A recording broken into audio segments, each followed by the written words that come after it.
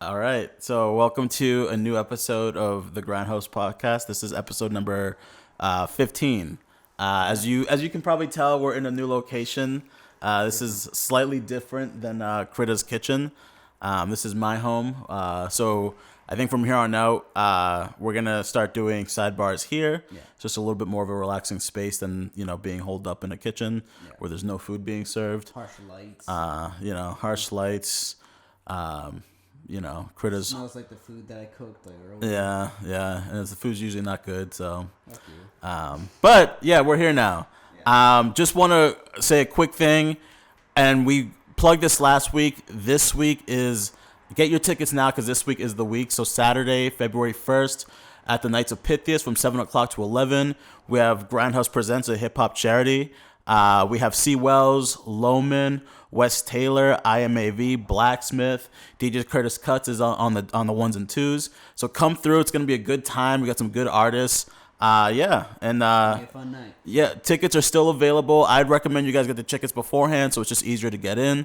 Tickets will be available at the door as well. So just come through, have a good time, especially if you're from Lynn and you love hip hop. Come through.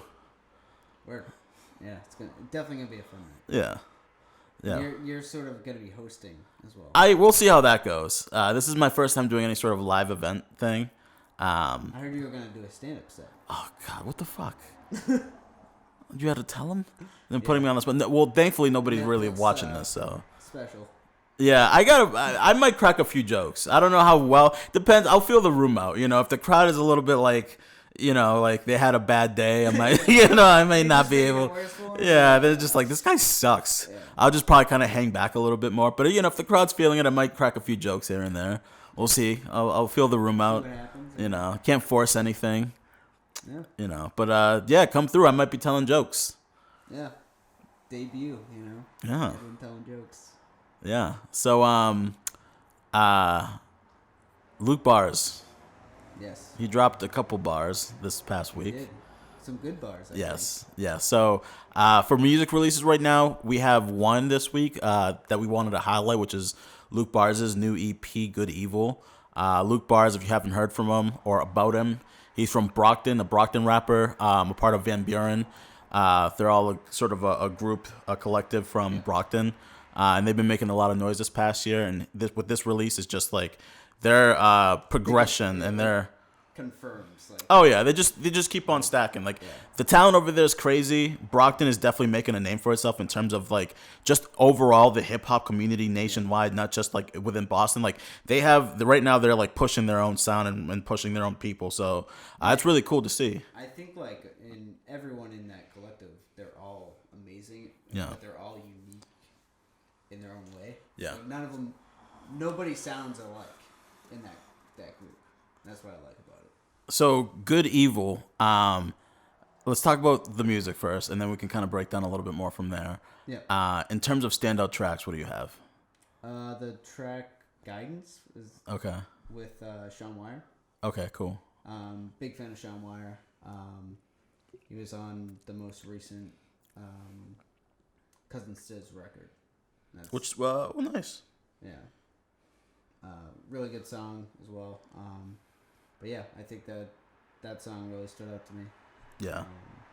I like giving my answers in three, so I really I like all the songs from the album. I really, really like three of them. Gangbanger, I'm sorry, is number one. The next song after that, Die With Pride, and then Grew Up. Those three songs, amazing. Yeah. So that's I've been playing that album probably this past week over and over again. That's been my main listen. Shout out to them. They're doing just an amazing job, Van Buren, with just putting up their artists. Their rollout, I don't know if you checked out the rollout for Luke Bars. He just had a bunch of... Party, right? They had a listening party at Newbury Comics, which I wanted to go to, but I couldn't. We were doing the podcast then, so we couldn't go. But yeah, they had a rollout at Newbury Comics, a listening session. A lot of people went to that. It seemed like a good time. Yeah. All of Van Buren was there. On Instagram, they would release these snippets. They would release a snippet from Gangbanger, and they would. I don't know if it's. I haven't checked out the video yet. I know the video is out today for another one of their songs, another one of Luke Bars' songs. I haven't seen the video yet, so I don't know. Yeah. Maybe we should check that out a little bit later when we go to the break. Yeah.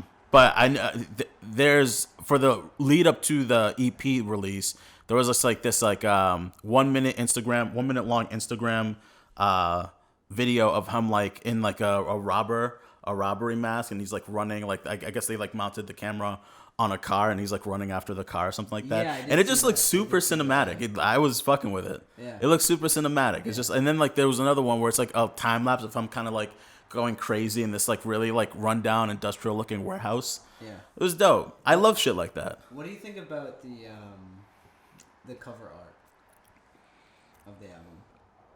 Oh, the family. And he's wearing the ski mask. That. Yeah. Really like yeah. Oh, it's awesome. Because it's like I'm all about that. They're all dressed up really nicely. Yeah. And he is too, but then he has a ski mask. Yeah, yeah. And it's just like, it's cool. It's amazing. Yeah. I gotta give it to Brockton, man. Like the artistry over there is on another level. Super creative. Like it's super creative. They definitely lean in their own. And this is okay. So this is I read this article or a snippet of this article about Luke Bars, and I really kind of wanted to discuss it because it hit a chord with me, which is okay. So the article claims that. And which is true. In this sense, is true that Massachusetts hip hop rappers in Massachusetts, the talent level has been rising, and it's to a point now where it's like nationally, it's being recognized as like there's talent coming through Massachusetts, Boston, North Shore, Brookline. Oh, I'm sorry, not Brooklyn, Brookline, Brockton. No talent. If the talent's coming from Brookline, let us know. Like the newest, hottest Jewish rapper. But they claimed that Massachusetts doesn't really have its own sound. You know, that it's like, yes, there's a lot of talent, but because there's no like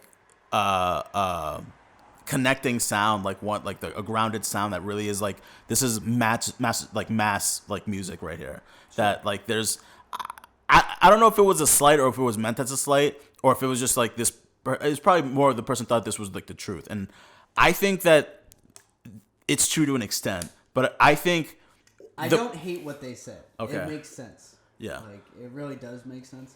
And I think that I wouldn't necessarily say Massachusetts has one sound. There's like a lot of different sounds. Yeah. Like but I think I agree. I think a good like reason on like how to get like that sort of identity is like having someone pop and then you kind of like Well, okay. So let me say this. So so in my example, this writer who wrote that like Massachusetts hip hop is like really good talent wise, but doesn't have a really good it doesn't have like an original sound. Sure. I will say that like I believe to an extent that's true, but the article was talking about Luke Bars, and I feel like if you want to talk about like a group from a certain area of Boston that's making a certain sound for them. Yeah. You got to look at Van Buren and Brockton. Yeah. Like that. Yeah, you're right. Like maybe Massachusetts as a whole isn't making like the music that's like has a distinct mass edge to it, whatever that could be. Yeah. But Brockton definitely is making music that's original. Maybe you can say it's inspired a lot by like Southern like Atlanta hip hop, and because it's more melodic, and it's less like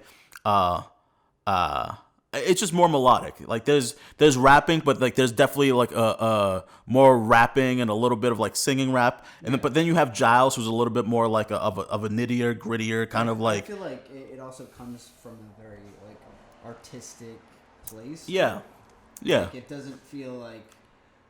Okay. Like I don't know. It's like well thought out, and like there's a message behind like what they're making. Point number 2. So that's one, and yes. Okay, like not everybody masses going after that sound. They have their own distinct sound, but that's the Brockton sound. Okay, number 2, Esti Nack and Al Divino. I know it's New York. I know it's like definitely like there's a highly influential like East Coast Bronx like boom bap and like the lyricism. Obviously, like I get it, but that fucking sound is amazing. What they're doing right now, like that it's the best of that era. If and I don't want to put them just in that box. I think Al, especially with his production, he's able to just take things further. So maybe now, like you can't like pinpoint North Shore, because I classify Al and SD Knack as like North Shore hip hop. Yeah. Like they're like the I would say right now like the Godfathers. Like they're at the top. They're like what people should aspire to be in terms of like how original they are, but how amazing and talented they are. Yeah, I mean, I definitely like SD Knack being on West Side Guns record. That solidified that for me. Yeah, like he and Al are definitely and I get it. It sounds like New York, but it's great music. I don't know. Yeah, it's dope. I love it. Maybe a part of me felt like it somewhat cheapened like the talent that's coming in the air to say like we don't have like a distinct like hip hop sound in Massachusetts like they do in like New Orleans, like they do in Florida, Atlanta, New York, California. I get. We could talk about New York a little bit too because there's a lot of different sounds that come out of New York. Yes, there is the like the boom bap type stuff, but then there's look at ASAP, like that whole crew. It's like that's a different sort of style. He is, and exactly, and their own style. It's unique to ASAP. Yeah, I wouldn't necessarily call that New York, but they are. So many points. They're from New York, so yeah. But okay, so here's another thing, and this is I'm gonna just keep just picking at this until I feel a little bit better about it. Here's the other thing. It's the internet era. Everybody is attached to the internet. I feel like that communal, similar sounding sound within music is less, is a little bit... It's broader now. It's it's accessible to everybody. It's accessible, exactly. So now you have more people from, here who are fucking with music that sounds more like it sounds in the South, that sounds more like Cali music, whatever, because, you have all this access and you don't necessarily, are basing, your music off what you hear just, sure. outside, with a car passing by or whatever like that, because we're not in that era anymore. It used to be back in the day, you would want to, if a car's passing by, a fucking awesome song is playing, you want to know what song is that. Nowadays, you can Google anything. Yeah. You have access. Nobody cares about what everybody else is listening to because you can find a whole plethora of music just from the music you're already interested in. Yeah. So I feel like you have to also look at that when it comes to Massachusetts. I think it's late to the game in terms of a level of talent that you could have in one area. But because we're late to the game and it's 2020 and everybody's on the internet, that's why you don't have a through line of commonality within the music. You have different subsects. You have people who sound like, Al and SD Knack. You have people who sound like Van Buren, Luke Bars, Giles, so on and so forth. But they're there in their own pockets because it's the whole scene isn't. They're not following a formula. Yeah, they're doing their own thing. Yeah. They're forming their own collectives. So I think it's a great thing. I think like it. I like variety.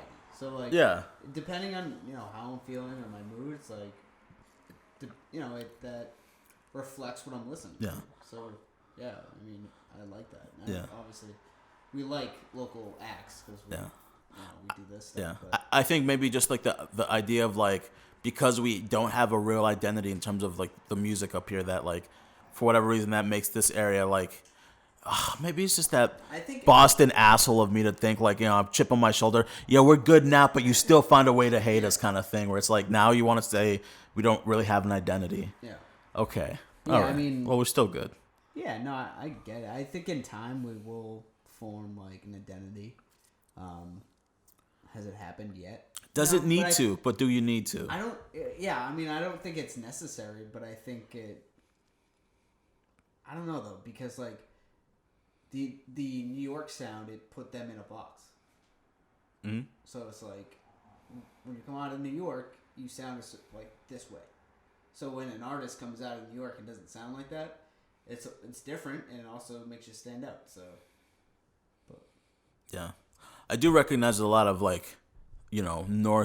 northeast rappers, Massachusetts rappers, New England rappers are the South. Atlanta is definitely very, I would say probably right now the most influential in terms of music nationwide. You got people replicating that sound from the West Coast and California to the East Coast up here. That's just the hottest sound out right now because it's very melodic and it's just there's something catchy about Atlanta hip hop. There is Southern hip hop is catchier.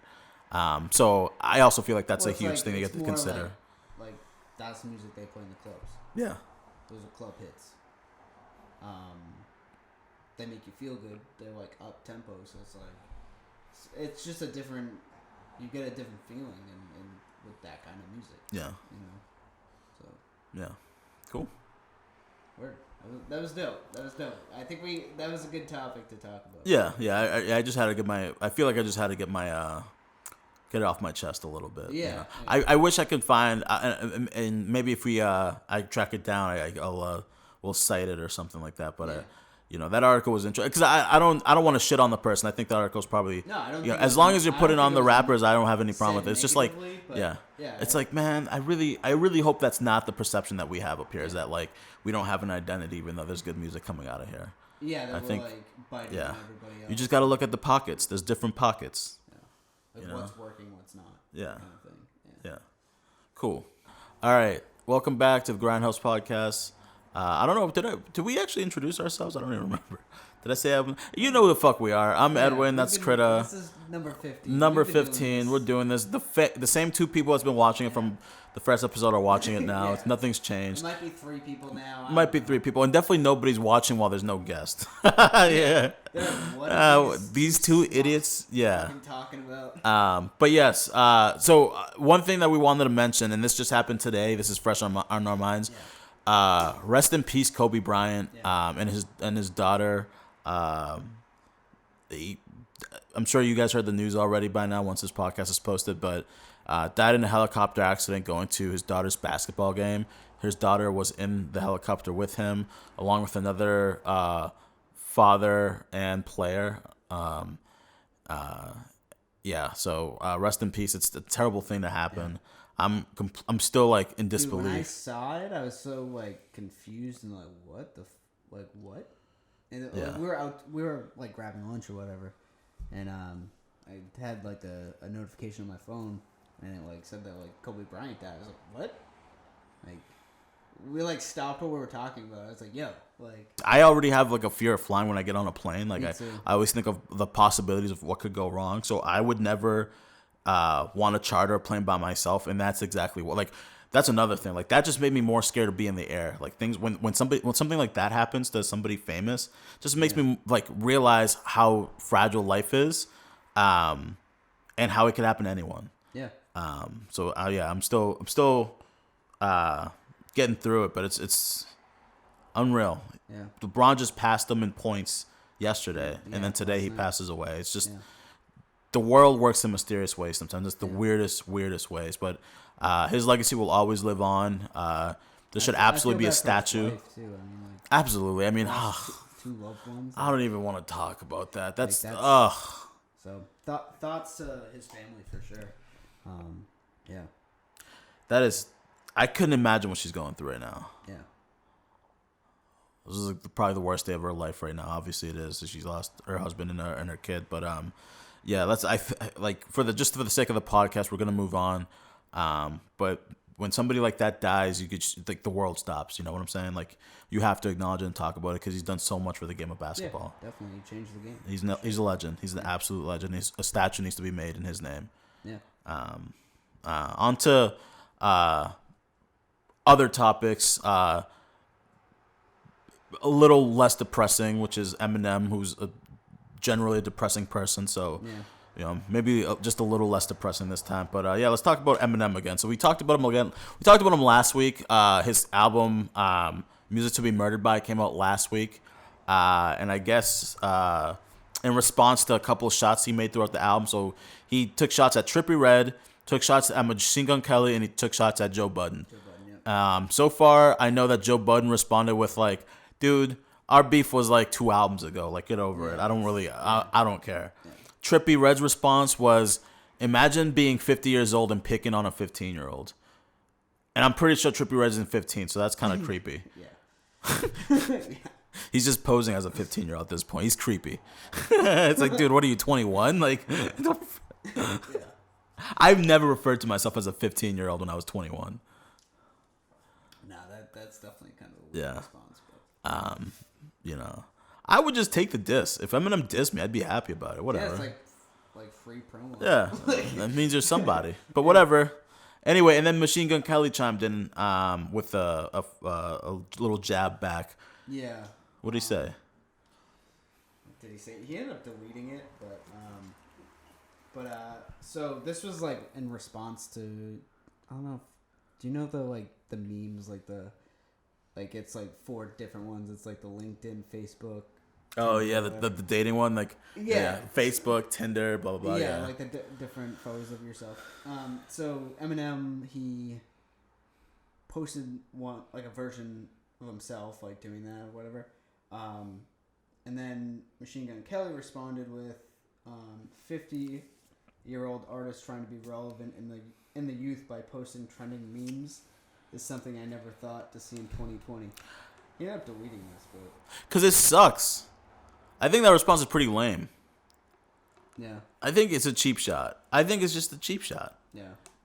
So what if he's 50 years only taking shots up? Whatever. So who in this beef, who do you think's winning right now? What beef? Because they got like an ongoing beef. What beef? MGK is lucky to be in the same breath as Eminem right now. I think he kind of killed him on that last... He did. He won that. But that doesn't mean he's a better artist than M now just because you won the battle. You won the battle, but you didn't win the war. Eminem is still the most popular white rapper there is, and he is like on the cusp of being obsolete white rapper. No offense, but people aren't checking for MGK music, even after the battle. He won it, but people still aren't checking for his music. So what can you really say? I mean, I think people. I don't know. Guess whose album we're talking about this week and last week? Eminem's. Yeah. That's true. You're right. Yeah. When was the last time we talked about MGK? Usually when it's regarding Eminem. Usually when it's talking about Eminem. Yeah. That tells you all you need to know about that. Nobody would be talking about MGK otherwise. That's why he keeps chiming in. He's just trying to hold his 15 seconds of fame. You know, that and Bird Box. He was great in that. He was in Bird Box? He was in Bird Box. He was terrible. I'm trying to think of I don't remember him. He was just the sleazeball who tried to bang the chick because they're all going to die. Yeah, he was in that. Okay. Yeah. That's his career. Yeah. Up to this point. Yeah, that's how I feel about him. Anyway, what do you think? Clearly, yeah. Yeah. What do you think? You like him? I don't mind him. I don't know. Defend him. Let's hear. I don't look. I wouldn't say because I don't know enough of his music, but like he earned my respect when he came at M with that track. Did you listen to his album afterwards? No, I haven't. So that means shit. I mean, yeah, I guess so. Yeah. If you didn't listen to his album, if he didn't convert you into a fan, and I don't know one person who he converted into a fan, and I have respect for MGK. I'm not saying it. I've been talking a lot of shit. Like I don't have any respect. Come beat up Edwin. I don't know. I don't think he would. I don't think he has. I think he's more busy than watching what the fuck we're doing right now. But he might be the 4th person. He might. He might be a huge fan of us. But no, I don't think he won the war. And at this point, I think it's like enough time has passed from that battle that like your popularity in music hasn't risen. And so every time you do some shit like this where you're calling out Eminem for like holding on to like, you know, fame through, you know, young popular artists, it's like, dude, you're doing the same thing only with old artists, with 50-year-olds. You know, you're doing the same shit just with the old guy. So how do you feel about like Eminem and Joe Budden? Like, that's is different. That war over? Like, who won that war? Nobody won or nobody lost that one. That was just like M got pissy. M gets pissy. Joe said what he said. M got pissy. That's all it is. Yeah. Joe ain't want no smoke. He don't want anything to do with M. Well, he don't rap no more. So exactly. So there's nothing. He can respond via podcast, but they do. Or something, but yeah, it's. You know, that there's no beef there. I think there's no beef there, in my opinion. I don't know for sure, but I think it's more Eminem just hates people who goes against him because he's a loyalist. You know, he just seems like somebody who like he expects you to be fully loyal to their cause, even if they're even if they've been releasing shit albums year after year for 10 years, until they release this new one. Yeah, that's actually kind of good. Yeah, I mean, when I'm sure he's surrounded by like yes men, like they're just like, sure, yeah, this is great, like, and they don't like push back on. I'm assuming that's been the entirety of his career besides his first 2 albums. Yes. Yeah. Up until this one, then somebody actually got in his ear who's a little bit better in terms of like having a like musical taste. Yeah. Because this album actually has some taste to it. Yeah. It's a good record, but before that. So we already talked about Eminem last week, so I don't want to keep talking about the whole record this week. Yeah. But I do want to highlight one record that I thought was very good that I really kind of wanted to dive deep into because it deserves a deep dive. So we're going to deep dive into Darkness by Eminem because it's been getting a lot of traction online of being like super controversial.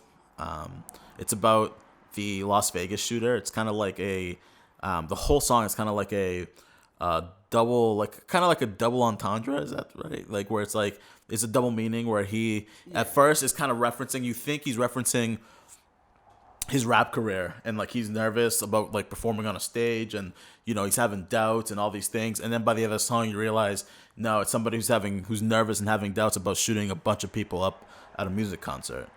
And then it becomes a song about the Vegas shooter, and it was just like it just revealed in the perfect way within the lyrics. I think, and the song itself musically it's great. It's I think personally, I don't know if I said this before on the podcast, it's his best song in my opinion since Stan. It really is. Okay. But people hate it because it's about the Vegas shooter, and he's given more. He's giving like celebrity. Of somebody who did something so terrible, and so I feel like people hit it on that like level. But I think the way Eminem, the way Stan was kind of like a really touching song back when that came out in 2001, to the way this song came out now, I think it talks to a lot of the things that really kind of goes on through the mind of a mass shooter, and that's why I feel like that song is worth listening to because like you feel the pain and suffering it is for somebody to go through to decide to do something like that, and I think there's a truth to and I think Eminem being the one that wrote it is even kind of within anybody's mindset or mentality of anybody going crazy, I can trust that Eminem probably knows what a Vegas shooter is probably thinking because Eminem has been fucked in the head for quite some time now. Yeah. And I'm sure if he didn't have the successes he's had, who knows where he would be. But I really did think that the song he was able to kind of reach into a place and put a murderous coward like the Vegas shooter into a position where like you have some sort of an understanding of why they did what they did. And that's why I think the song is great. Yeah, I agree. But I also understand why people feel the way that they feel. Obviously, people died. I don't know. But that's like, the thing is too, is like, Eminem, that's his thing. Like, he wants to push buttons. He wants to make people feel like sort of uncomfortable. And so I wouldn't say this is like, I'm surprised by Eminem. I don't think that this was as bad as the other music he's released, though. But I think the other music that he released, that's like first of its kind. Yeah. That started a whole genre of rap. Yeah, I guess you're right, but I guess you're right because he really kind of ushered in. He really ushered in like the whole faggot era. Let's like using that. I don't know if he ushered it. He ushered it in. Like it was being used before he got there, but he really kind of beat it over. He made it like a popular term to use in. So, he's just been doing the same shit. And the whole stuff with killing women, that's been his MO for quite some time. Yeah. That's if you want to talk about like problematic Eminem, like essentially at this point tropes. His fascination with murdering women is pretty fucking disturbing. Yeah. Pretty fucking disturbing. I don't think this Vegas shooter song stacks up to any of the shit that he said in the past or that's on the intro to this album, which is a woman being killed. Like, I think this song is actually kind of honest and in a way beautiful because you get to kind of feel for somebody who's a monster, and maybe that will help us understand more people who are going through that, who would do something like that. I don't think this stacks up at all in terms of controversy within Eminem's discography. I hope that the song gets nominated for a Grammy because I think he should perform the song at the Grammys, just like he did Stan. The Grammys are tonight, so.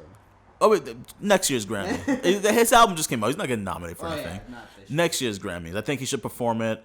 I think some iconic fucking musician should play the pianos during the song. Maybe it's Elton John. Who knows? But I really do think that they should make like a whole. It's a good song, honestly. I think it's a good song, and it deserves to be nominated for a Grammy. It's powerful. The music video, if you haven't seen it, is also kind of powerful, fucked up. It's pretty much a video of the Vegas shooter doing his thing as he's like the Eminem lyrics are happening. Yeah. I want to give a shout out to our dear friend TJ, who's been a huge supporter of the podcast. We've inspired him so much that he decided to go out and create his own podcast. That's not going to rival ours because he talks about, I believe, cars. So, yeah, we're in the clear. We don't have competition. We can still fuck with each other. Yeah, we don't have to go after him. So he's like almost like a brother podcast to us or a sister podcast. For sure. So check out his podcast. It's called The Crate. The Crate. You can check it out at cratestreet.com. Yes. So check out that podcast. TJ's a funny dude. He was on, I believe it was episode 12, 13. 12, yeah. 12 with John and TJ. We've plugged that episode a couple times, but check it out. It's a fun little episode. It's a fun one. It's different. Yeah. They talk about cars, and me and Edwin just kind of sit there. So yeah, it's great. Yeah, you should definitely check it out. Yeah. So this is pretty much a shorter version of the pod. Light on news this week, and we've sort of just been busy making sure the show on Saturday is going. Yeah, exactly. So there's not much to talk about. Again, this Saturday, 251 Maple Street at the Knights of Pythias and Lynn from 7 p.m. to 11 o'clock. We have performances by C. Wells, Loman, Wes Taylor, IMAV, Blacksmith, DJ Curtis Cuts on the ones and twos. Please come out and support. All proceeds go to Habitat Plus, which helps disabled veterans have a place to sleep and eat. It's going to be a good night for a good cause. Please come out. Tickets are available, and they will be available at the door. Also, check out Grindhouse recordings.com. We have merch for sale, so if you want to support us, buy some merch. Yeah, if you like, comment, subscribe, we will hook you up. Share the podcast. Yes, if you like, comment, subscribe, and share, and you really like what we do, and you're watching what we do, and you want a free shirt, if you do all those things, hit us up, let us know that you've been supporting us and you've been promoting us, and we'll send you a free shirt. And a sticker. Yes. We got some stickers now. And a sticker. We may even send you some pins. So go ahead and like, subscribe, comment, share, support in whatever way you want to support. We hope to be giving you episodes more and more in the future at a more consistent pace. We will be dividing our, sets between doing something like this in my living room for sidebars where it's more kind of casual, and then when we have artists, you'll be seeing us at a TV station where we'll conduct an interview there in a more appropriate environment. Yeah. Just a little bit more professional environment for our guests. It'll look more like a radio station situation. Exactly. Like Hot 97, like one of those deals, but a lot cheaper and obviously way worse fucking co-hosts. Yeah. Not to drag you, but no, I understand. Yeah. Completely understand. Yeah. Way, way, way less qualified co-hosts, but we love hip hop music, so like that's why we do this. That's why we do this, exactly. So anyway, thank you guys. Again, like, comment, subscribe, support. Come out this Saturday. It's gonna be a good time. Thank you so much for listening, and we'll see you hopefully next week with another episode. Cool.